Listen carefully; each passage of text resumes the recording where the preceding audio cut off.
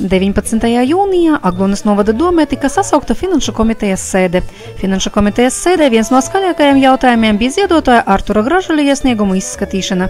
19. jūnijā Arturs Gražuļs iesniedza novada domes vadībai un deputātiem iesniegumu, kurā lūdz izvērtēt novada domes izpilddirektoras Inetas Pogas un atbildīgo amatpersonu darbu, izpildot šī gada 28. marta Aglonas novas domes pieņemtā lēmuma numur 7 paragrāfs 29. Psats Somerseta ziedoto materiālo vērtību atgriešanu ziedotājiem Arturam Gražulim. Savā iesniegumā ziedotājs izteica aizdomas par atbildīgu amatpersonu bezatbildību un kaitniecisku attieksmi veicot darba pienākumus, kuras radīja domes īpašuma mantisko izsaimniekošanu. Sakarā ar izpilddirektoras Inetas Pogas izsūtītu atbildes vēstuli numur 773, kurā viņa ziedotāja apvaino domes lēmuma neizpildē, izpildes vilcināšana, apvaino ziedotāju kā šo materiālo vērtību atgriešanas iniciatoru, ziedotājs savā iesniegumā sniedza detalizētu informāciju deputātiem par šī lēmuma izpildes īsteno gaitu no viņa puses un no Aglonas novada izpilddirektoras Inetas Pogas puses. Finanšu komitejas sēdes sākumā priekšsēdētāja deputātiem lūdza izvērtēt, vai iesniegums izskatāms šīs sēdes laikā vai to atlikt uz nākamo sēdi. Deputāts Igors Rešenka izteica viedokli, ka viņš nevar balsot ne par, ne pret, ja nav zināma šī iesnieguma kaut vai īsa būtība. Priekšsēdētāja apgalvoja, ka sakarā ar iesnieguma saturisko apjomu un neseno tā iesniegšanu Aglonas novada domai viņa to nav izlasījusi, tāpēc nevar izteikt šī iesnieguma būtību īsumā. Tā kā Finanšu komitejas sēdēs iedzīvotājs drīkst uzdot jautājumus, izteikt viedokļi, pat prezentēt savu jautājumu redzējumu, ziedotājs Arturs Gražulis lūdza vienkārši priekšsēdētāju nolasīt deputātu priekšā šo iesniegumu. Tā vien likās, ka domes vadība centās izvairīties no iesnieguma lasīšanas sēdes laikā, aizbildinoties ar to, ka iesniegums bija uz vairākām lapuspusēm pielikuma pretenziju izteikuma veidā, kurš radās pēc ziedojuma pieņemšanas nodošanas procesa šo mantisko vērtību apsekošanas šī gada 16. jūnijā.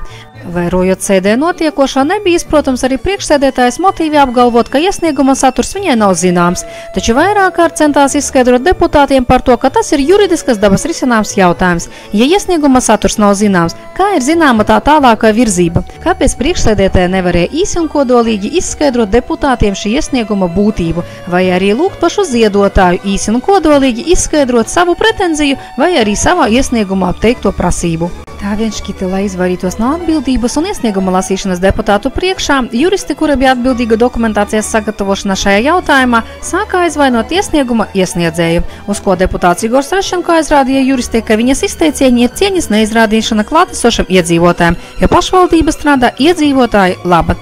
Nebija arī izprotams Aglonas novada domes juristes centieni aizrādīt iedzīvotājiem viņas prāt saskatītos likuma pārkāpumus, administrējot mājaslapu www.aglona.net, kuram nebija nekāda sakara ar šī lēmuma izpildi. Tā vien likās, ka bija darīts viss maksimālais, lai šo iesniegumu saturs deputātu ausīs nenonāktu. Finanšu komitejas sēdes laikā iedzīvotājs aizrādīja priekšsēdētāja Helēnai Streikei par viņas visatļautību izteicienos sociālo komitejas sēdes laikā.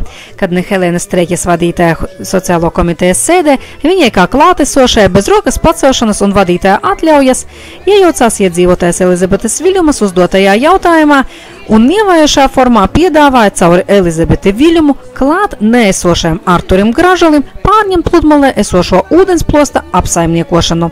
Lai izvairīties no publiskas skaidrošanas kameru priekšā, priekšsēdētāja ignorēja iedzīvotāja vēlmi uzdot šāda veida jautājumu. Redzot iedzīvotāja uzstājību šī jautājuma uzdošanā, nekas cits neatlika kā pasludināt sēdes pārtraukumu un solījumiem izsaukt valsts policiju. Iedzīvotājs tā arī palika neizpratnē, kāpēc priekšsēdētāja vēlējās izsaukt policiju, vai tādēļ, lai pasargātu pašu Arturu Gražuli no Helēnas Streikes fiziskajiem pieskārieniem, ko viņa izrādīja sēdes pārtraukuma laikā. Vai arī policiju vēlējās izsaukt, konstatējot Aglonas novada mantas izsaimniekošanu.